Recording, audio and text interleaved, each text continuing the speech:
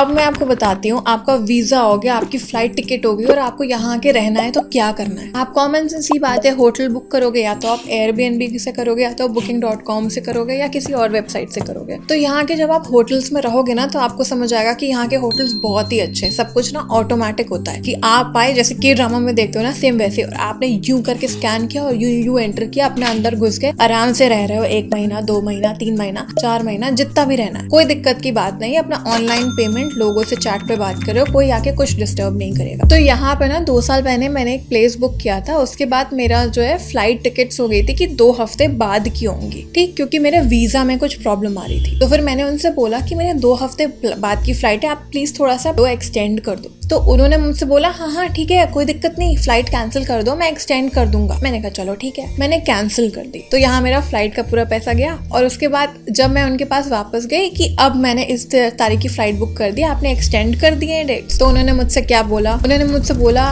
ओ sorry, मैंने दूसरों को दे दिया है, मैंने एक्सटेंड नहीं किया क्योंकि वो पॉसिबल नहीं है। तो मेरे पूरे फ्लाइट के पैसे गए थे और मेरे पूरे ये स्टे के भी पैसे गए थे, जिसमें से मुझे 1 रुपए भी वापस नहीं मिले। उठा ले रे देवा, उठा ले रे बाबा। तो ना ये है विविर स्टे। एंड यहाँ पे अगर आप देखोगे मेरा पूरा 50,000 रुपए लग गया था, इसने 1 रुपए भी मुझे वापस नहीं किए। लेकिन आप इसके अलावा कहीं पे भी बुक करोगे ना, मतलब वहाँ के लोग इतने अच्छे हैं कि मैं आपको बता नहीं सकती। एक इकलौती प्लेस थी जो देखने में ऐसी थी और इसके बाद उसका इंसान उतना ही ज्यादा बुरा था। और इस बंदे की वजह से मुझे फ्लाइट भी कैंसिल करानी पड़ी, मेरा फ्लाइट का भी पैसा गया, मेरा स्टे का भी पैसा गया। सोचो मैंने कितने महीने पैसे जोड़े होंगे ये, और पैसा तो चला ही गया, कोई बात नहीं। बट मेरी मिस्टेक से आप सीखो एंड बी अवेयर कि प्री बुकिंग मत करना और चीजें क्लियर करके तब चलना। अब हम बात करते हैं हमारे मेन शहर की, जो की है सोल, हमारा जिगरा। तो अब हम सोल की बात करें तो आपको ये शहर साइज में अगर छोटा लग रहा है तो आपको घूमने में छोटा बिल्कुल नहीं लगेगा, क्योंकि पता है यहाँ पे इतनी छोटी छोटी जगह, इतनी ज्यादा चीजें हैं कि वो एक्सप्लोर करते करते ना इतना टाइम लग जाता है और इतने सारे इवेंट्स हो रहे होते हैं कि आपको पता ही नहीं चलता है कब वो दिन चला गया। एंड इसकी वजह से ये शहर ही कंप्लीट नहीं हो पाता है, बाकी तो छोड़ो। तो ये शहर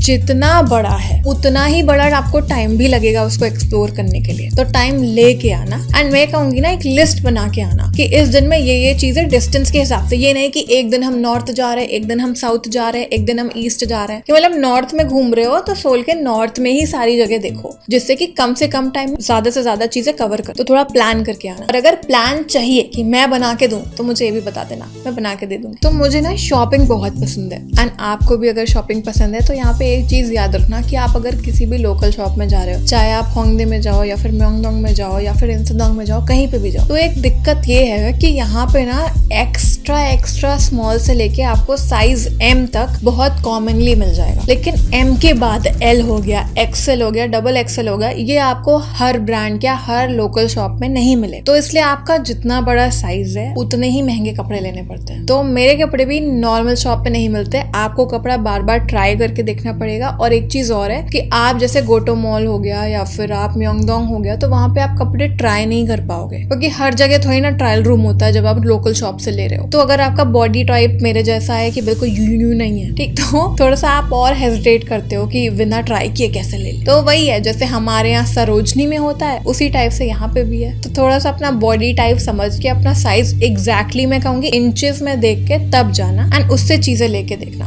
क्योंकि इनके यहाँ जो S, M, XL है ना, उसका अलग ही इंचेस होते हैं। तो अपने इंचेस नाप के जाना कपड़े लेने के लिए, जिससे कि कोई कंफ्यूजन ना। अब जब भी सोल आओगे तो आपको लगेगा कि यहाँ का जो हवा पानी है वो बहुत ही अच्छा है, और आपकी स्किन बिल्कुल ग्लास स्किन हो जाएगी और कोई दिक्कत की बात ही नहीं है।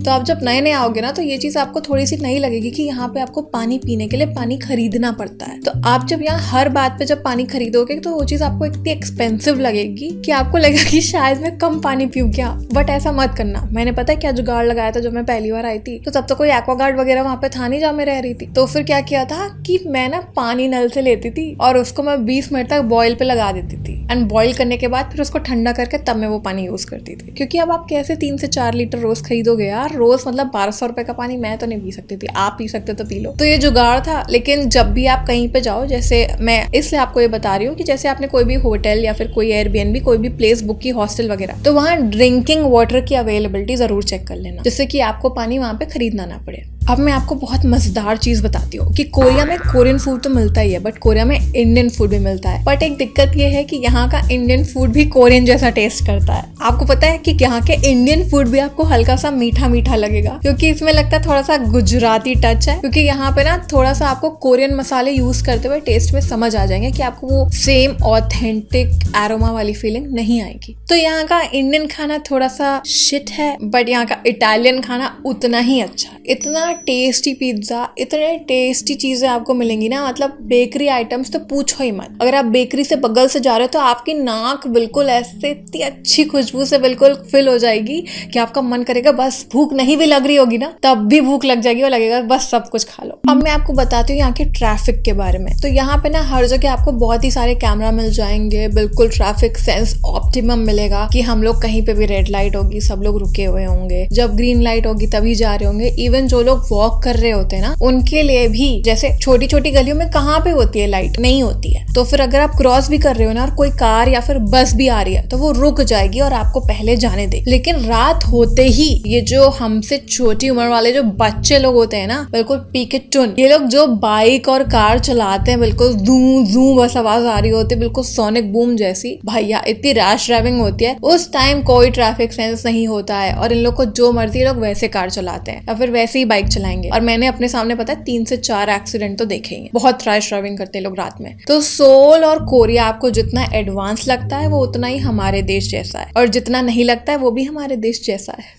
तो यहाँ पे ना आपको कुछ प्लेसेस इतनी सुंदर और इतनी साफ लगेंगी कि आपको नॉर्मल स्ट्रीट रोड पे ट्यूलिप उगे हुए दिख रहे होंगे। इतने महंगे फूल, समझ रहे हो, एक फूल 200 रुपए का आता है। तो मतलब सोचो, जब कहीं कहीं पे चीजें इतनी अच्छी और इतनी सुंदर है, वहीं अगर कोई अंकल जी सुसु कर रहे हो तो आपको कैसा लगेगा। तो यहाँ पे मैंने जितनी अच्छी चीजें देखी है वहीं रात में है। जैसे हमारे यहाँ होता है कि लोग बिल्कुल ऐसे कोपचे में अंकल लोग सुसु कर रहे होते हैं, वैसे यहाँ पे भी है कि कोपचे में अंकल लोग ऐसे सुसु कर रहे होते हैं। दोनों एक्सपीरियंस आपको यहाँ पे देखने को मिलेंगे जब थोड़े से ज्यादा दिन रह लोगे तो। अब मैं बात करती हूँ यहाँ पे जो मुझे सबसे ऑसम चीज लगी थी, जो जब मैं पहली बार गई थी तब तो नहीं था मेरे शहर में, बट अब है, जो है 24/7 वाले स्टोर्स। तो यहाँ पे ना 7-Eleven हो गया, CS25 हो गया, तो ये सब स्टोर्स है ना जो 24 घंटे खुले ही रहता है। तो मेरे लिए बहुत नया था। तो मैं ना बिल्कुल रात के 12 बजे, पता नहीं क्यों मुझे भूख लगती है, तो रात के 12 बजे मैं जाऊंगी और मैं बिल्कुल रामेन लेके और बिल्कुल के ड्रामा वाले सीन्स की, रात में तो खाना बनता ही है, चाहे पूरे दिन खाया हो मैंने तभी पता नहीं क्या यार रात की एग्जैक्ट 12 बजे भूख लगती है। ये चीज मैंने रियलाइज किया कि आपके जितने भी कन्वीनियंस स्टोर्स होते हैं 24 घंटे वाले, ये आपको थोड़ा सा एक्सपेंसिव देते हैं। तो आपको जो भी प्रोडक्ट जितनी कन्वीनियंस से मिलता है, जितनी आसानी से मिलता है, ये याद रखना कि वो नॉर्मल प्राइस से आपको उतना ही एक्सपेंसिव ही मिल रहा है। अगर आप वही चीज नॉर्मल बड़े से सुपर स्टोर में जाओगे तो आपको उन्हीं सेम प्रोडक्ट्स में डिस्काउंट भी मिल जाएगा। अब मैं बात करती हूँ, बहुत ही ये सरप्राइजिंग सी चीज है, ठीक है, जो आपको हो सकता हो कि सदमा लगे, बट मैं बता रही हूँ, यहाँ के पब्लिक टॉयलेट्स की। तो हम लोग जब पब्लिक टॉयलेट के बारे में सोचते हैं तो हमें क्या लगता है, अरे भैया ये तो फॉरेन है, यहाँ तो चीजें बिल्कुल सफा चट होंगी, है कि नहीं। बट कभी कभी आपको चीजें एक्चुअली में बहुत क्लीन, इतना अच्छा मिलेगा कि आप अंदर रेस्टरूम में जाओगे तो अच्छी सी स्मेल आ रही होगी, और कभी कभी आपको इतना गंदा मिलेगा कि आप बाथरूम से जाके और झाँक के दरवाजा बंद करके भाग जाओगे। तो आपको दोनों एक्सपीरियंस हो सकते हैं। तो उसके लिए ऑल द बेस्ट। मुझे ना तो बताने में ही शर्म आ रही है, बाकी तो छोड़ो।